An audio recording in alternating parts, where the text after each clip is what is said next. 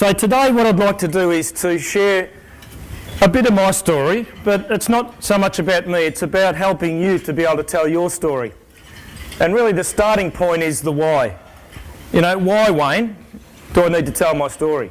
What's the point? And I think if you can't establish that, then there's no point really exploring your story.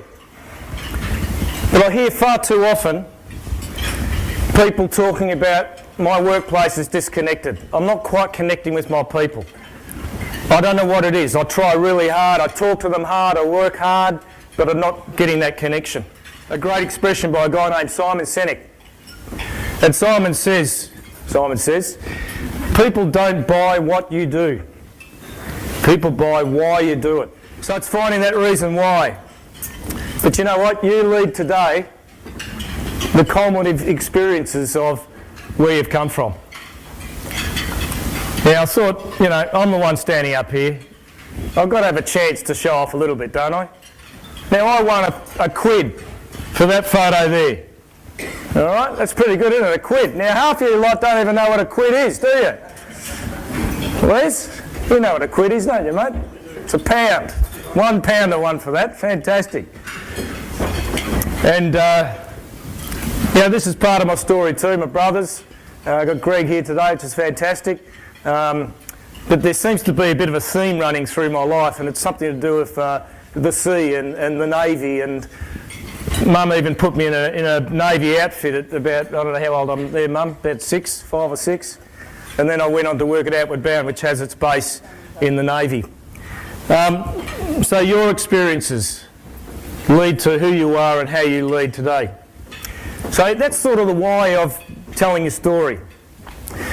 So what I'd like to do now is to go through the how. How do you put your story together? Now we'll give you a bit of a heads up. Now, I know some of you like to take notes and all that sort of stuff. What I've done is I've put together already a template based on what we're doing here today. So this, when you download the template, you'll see this. The starting point is turning points. We've all had turning points in our life, and one of the exercises I sometimes like to do with organisations is before we do anything, I say, guys, grab a sheet of paper, just do 5 circles on it. What are 5 turning points in your life? What are the 5 things that changed for you and changed your outlook, changed your values, changed the way you looked at relationships? You know, most people, they don't necessarily talk about, oh, well, it's when I went from that job to that job and when I lost that job or whatever. They'll talk about births. They'll talk about marriages. They'll talk about divorce. They'll talk about a death of a mate. They'll talk about emotional stuff, things of the heart. So that's a great starting point. So what was that event and how did it change you? So I'm going to share one with you. It's a turning point that happened for me. As Stuart mentioned, I was a teacher. I taught physics, maths, phys ed. And I always remember this one story, teaching physics. And, you know, I had all the kids sitting there. I was about first year out teacher. You know, I always wanted to do the best job. And then one of the girls at the back of the class starts screaming. And I'm going, what's the problem? I said, okay, my fly's done up. Yeah, fly's done up. There's not a problem there. And what had happened is a mouse had escaped from mice and men next door, which was the year 7s. So we've got this mouse running around the classroom. So bang, for something just happened in me. This switch happened. And I said, right, you 3 guys, catch the mouse. Righto, Les and your mates, go upturn the tables. I want the tabletops face to face with a passage about that wide. All right, from the back of the classroom to the front of the classroom. Right, Stuart and your mates, go grab some stopwatches. You lot over there, I'd like you go up and put a graphs up on the board, distance versus time, velocity versus time, acceleration versus time. I had kids going everywhere, tables going everywhere. I'd be put in jail if I did it these days. And we caught the mouse. We had this passage going up the middle of the classroom.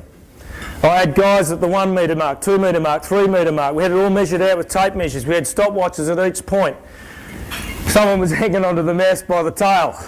I said, when we say go, let the mouse go.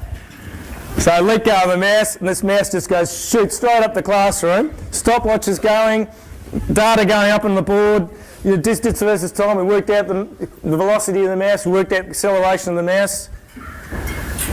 3 weeks ago, I was up in Yarrawonga.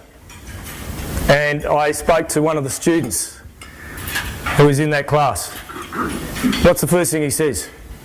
I remember that session on kinematics, Wayne. It blew me away.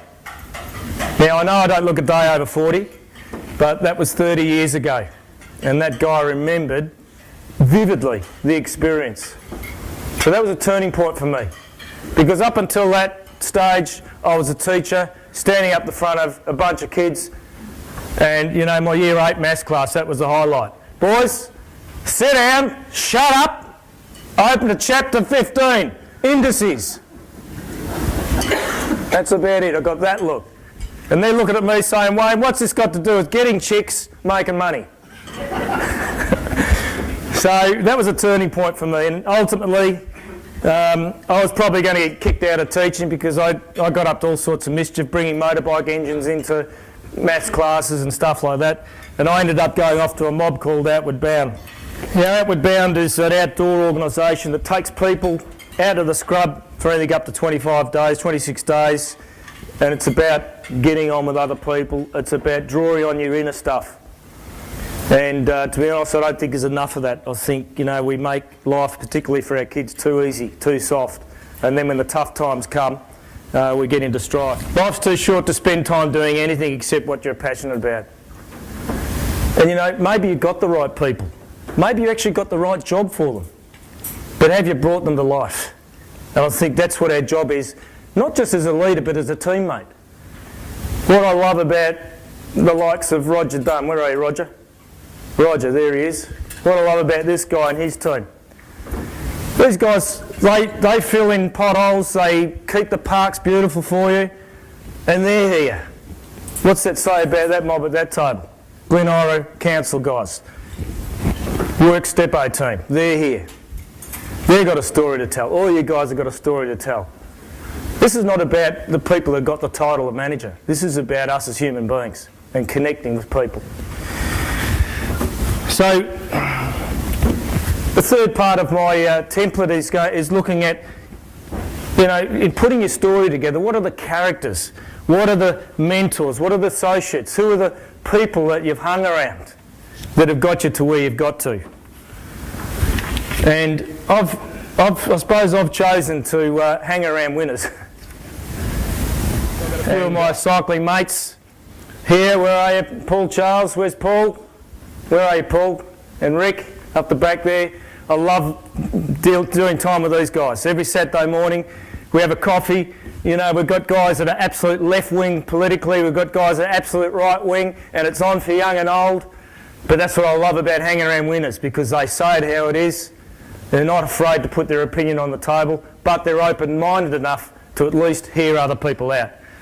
Okay? I've got my good mates, the Icebergers. Where are they? Paul, Steve. These guys here, they had to write a note to Kevin to say, I'm not going to be at swimming at 6:30 this morning. Is that okay? Is that right? Uncle Kev? Yeah? But, you know, I hang around these guys. I'm a half burger, which means I'm there a couple of times a week, but not every morning like these jokers over here. But it's fantastic. There's guys there in their 70s every day. And you know what the temperature of the water is in winter? 9 degrees. And they're out there. 60s, 70s. We've got a lot, haven't we, guys? And us 40s. But, you know, I like hanging around winners. You know, the other thing is, you've got to believe you've got something to share. Now, I don't know what your philosophy in life is, but I reckon we're here for a reason. Now, you might disagree with that, but I strongly believe we're here for a reason. We're here for a purpose. Some of you may not know what that purpose is, but I believe that we've all got something to contribute. We're all here for a reason. You just got to find out what that reason is. And, you know, it does make a big difference, I think, to the people that you hang around with if they know what you're passionate about. Because people don't care what you do, they want to know why you do it. What's your driver? What's your passion? What you do for others lives forever. And I think that really should be part of our story, shouldn't it? Don't we all want to leave a legacy? So last couple of things here. I think the other big part of our journey is that we do want to leave a legacy. And That's my gang, and I love them to bits, and I want them to have a legacy that I leave with them as a family. And it is part of my story, they're part of my story. I learned so much from them. The last part of my story is, what are the chapters that you're going to write from here on? What's the story that you're going to write for the future? Because I believe a big part of your story is your goals, your dreams, where you want to head. Thanks very much, ladies and gentlemen, for listening.